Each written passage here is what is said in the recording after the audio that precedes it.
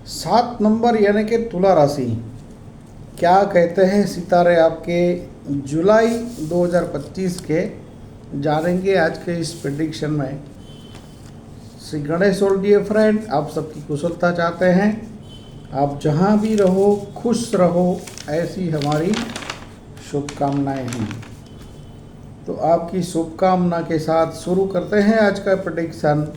First of all बात करेंगे Venus यानी कि शुक्र ग्रह की ट्रांजिट से, जो आपके कमांडर हैं, आपको कमांड करने वाले ग्रह हैं, राशि के मालिक हैं आपके। तो इसका जो भ्रमण है वीनस का, वो आपकी राशि से अष्टम भाव में होने वाला है 29 जून से लेकर 26 जुलाई तक। 8वें स्थान में शुक्र का फल वैसे तो शुभ माना जाता है, लेकिन इसके इम्पैक्ट में लैक ऑफ कॉन्फिडेंस रहेगा, आत्मविश्वास का अभाव रहेगा। तो ऐसी परिस्थिति में खास करके परिवार को लेकर या फाइनेंस को लेकर कोई भी इम्पोर्टेंट डिसीजन लेने का आता है तो आप सबको जल्दबाजी में नहीं लेना चाहिए। 26 जुलाई के बाद शुक्र चलेंगे आपके भाग्य स्थान में, तो फिर ये ट्रांजिट आपके लिए शुभ है, भाग्य में वृद्धि करने वाली है। लॉन्ग या स्मॉल डिस्टेंस यात्रा प्रवास ट्रैवलिंग से आपको बेनिफिट करने वाली है। तो ये ट्रांजिट आपके लिए शुक्र का इम्पोर्टेंट डिसीजन के लिए ठीक नहीं है, लेकिन सक्सेस इन लव मैटर ऐसा कह सकते हैं। तो वीनस इज़ वेरी गुड। और मेन एनर्जी सूर्य ग्रह जो है 15 जून से मिथुन में चलने वाले हैं भाग्य में, ये भी आपके भाग्य में वृद्धि करने वाले हैं। और 16 जुलाई से सूर्य चलेंगे आपके 10वें स्थान में। कर्म क्षेत्र में चलने वाले सूर्य का ट्रांजिट आपको प्रोफेशन में भी आपके प्रोग्रेस करवाने वाले हैं। आप गवर्नमेंट फील्ड में हैं तो आपके लिए 4 चांद हैं। तो ये ट्रांजिट अच्छा है। और बुध जो है ये आपकी राशि से 10वें स्थान के अंदर है। और बुध का जो ट्रांजिट है 22 जून से लेकर 30 अगस्त तक आपके 10वें स्थान के अंदर हैं। और कर्म क्षेत्र में जो बुध है ये बिजनेस और कारोबार को लेकर एक्सीलेंट कहते हैं। एक्सीलेंट का जो हिंदी में बोले तो उसको बोले अति उत्तम कहते हैं। तो ये ट्रांजिट स्वतंत्र व्यवसाय, काम, कंसल्टेंसी करने वाले जातकों के लिए एक्सीलेंट फल देने वाला होगा। सूर्य बुध कंजक्शन और मंगल जो कि लाभ स्थान में चल रहे हैं, ये भी 28 जुलाई तक आपके लिए एक्सीलेंट हैं। यानी कि रियल एस्टेट में काम करने वाले, मेडिकल पैरामेडिकल फील्ड में काम करने वाले जातकों के लिए ये महीना एक्सीलेंट फल देने वाला है।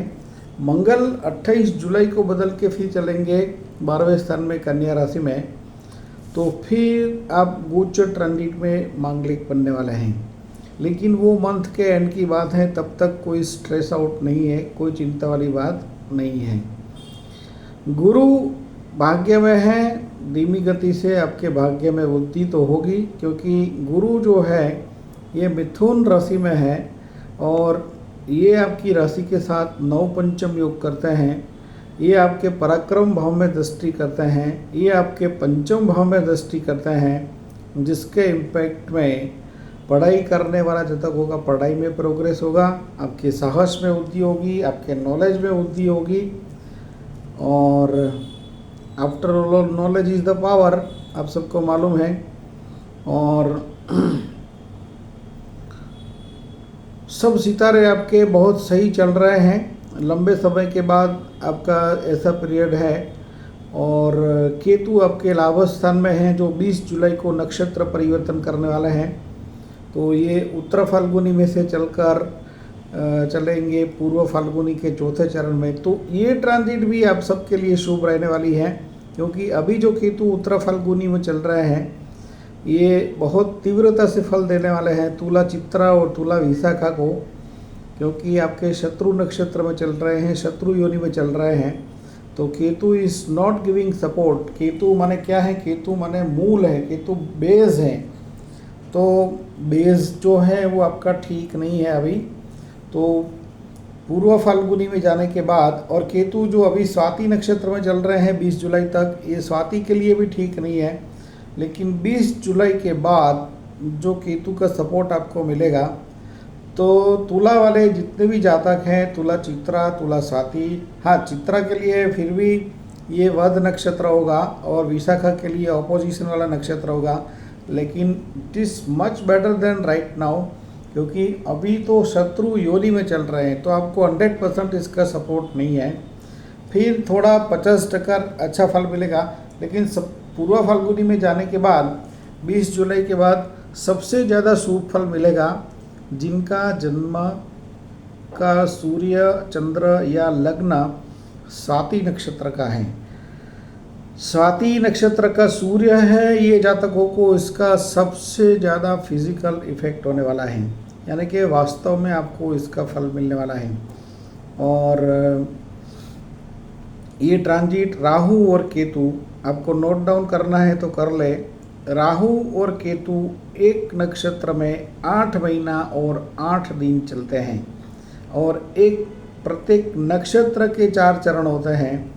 एक चरण 2 महीना और 2 दिन का होता है। तो पहले चौथा चरण होगा पूर्व फाल्गुनी का, वो जल तत्व का है। फिर उसके बाद 2 महीना और 2 दिन वायु तत्व होगा, क्योंकि तीसरा चरण वायु का है। इसके बाद 2 महीना फिर पृथ्वी तत्व होगा, जो पृथ्वी तत्व, दूसरा चरण जो है वो पृथ्वी तत्व माना जाता है। और उसके बाद 2 महीना और 2 दिन प्रथम चरण में चलेंगे, वो अग्नि तत्व माना जाता है। इस प्रकार से 4 एलिमेंट है, अग्नि, पृथ्वी, वायु और जल, ये 4 चरण में डिवाइडेड किए गए हैं।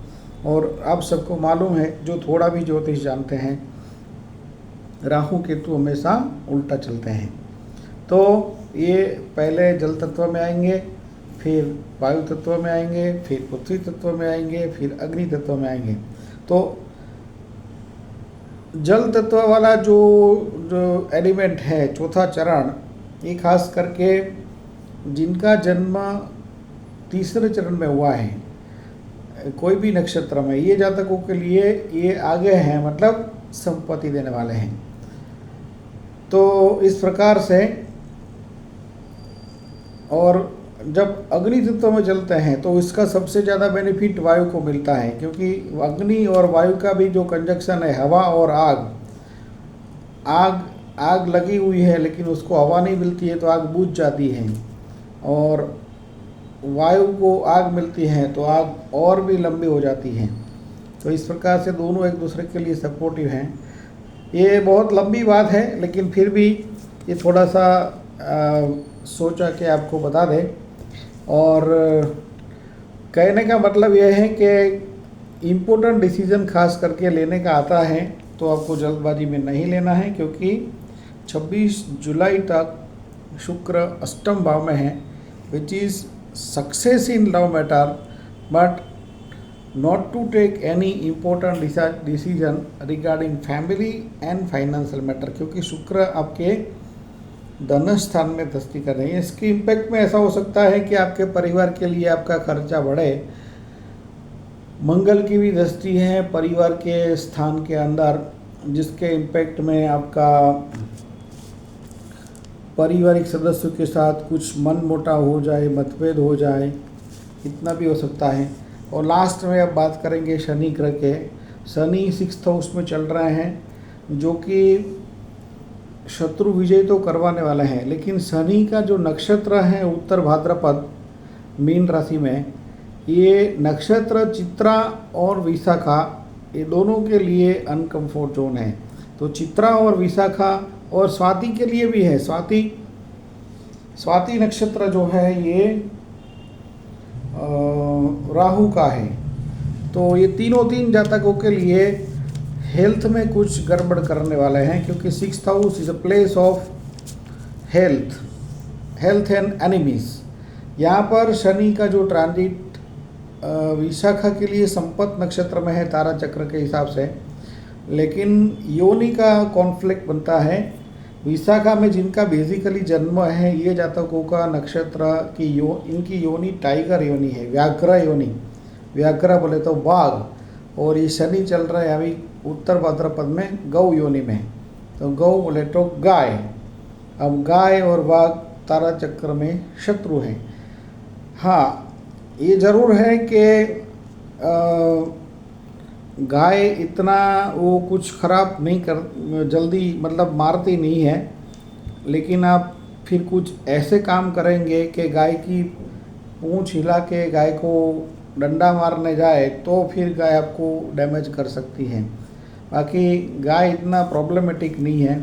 फिर भी ये चित्रा और विशाखा दोनों के लिए शत्रु योनि में है, और स्वाति के लिए प्योर विपत नक्षत्र है तारा चक्र से। तो इसके साथ साथ हेल्थ के साथ साथ जॉब में साथ में काम करने वाले सहकर्मचारी या आपके नीचे काम करने वाले लोग आपको सपोर्ट नहीं करेंगे, उसके ऊपर आपको बराबर वॉच रखना होगा। अन्यथा कुछ ऐसा लोग गड़बड़ करेंगे तो फिर आपकी जॉब में प्रॉब्लम आ सकता है। ज़्यादा कंसल्टेशन, पर्सनल हॉरोस्कोप डिस्कशन के लिए आप नीचे डिस्क्रिप्शन में बताए गए नंबर पर व्हाट्सएप करके, क्योंकि ग्रहों का जो वास्तव में इफ़ेक्ट होता है वो सूर्य से होता है, फिजिकल इफ़ेक्ट सूर्य से होता है। और बेसिक आपका जो कुंडली है वो बेसिक कुंडली क्या है, बेसिक कुंडली आपका इंटरनल पावर है। तो गोचर क्या है, गोचर अभी वर्तमान समय है। तो बेसिक आपका बॉडी मजबूत है और कोई वायरस आ जाता है तो उसको आप प्रोटेक्ट करते हो। अब आप प्रोटेक्ट कर पाएंगे कि नहीं कर पाएंगे, ये गोचर ट्रांजिट आपकी बेसिक कुंडली के ऊपर डिपेंड करती है। नमस्कार, बहुत बहुत स्वागत आपका नेक्स्ट वीडियो के अंदर। और चैनल आपने सब्सक्राइब नहीं किया है तो आपने बहुत कुछ मिस किया है और करने वाले हैं।